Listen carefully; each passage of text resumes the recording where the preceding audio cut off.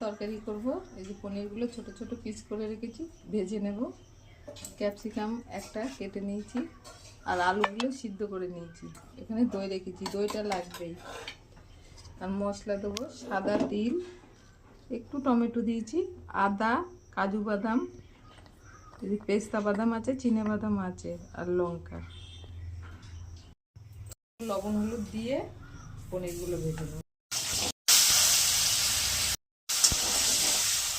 আলুগুলো ভেজে নেব। হয়ে গেছে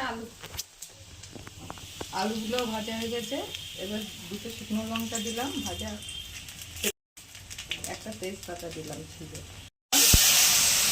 জল দিয়ে দিলাম, কষাতে হবে। হলুদ দিলাম, চিনি দিলাম, এটাও দিয়ে দেবো। দইটা ফাটিয়ে নিয়েছিলাম। এবার জল দিয়ে দেবো, গরম জল করে রেখেছিলাম, গরম জল দিয়ে দিলাম।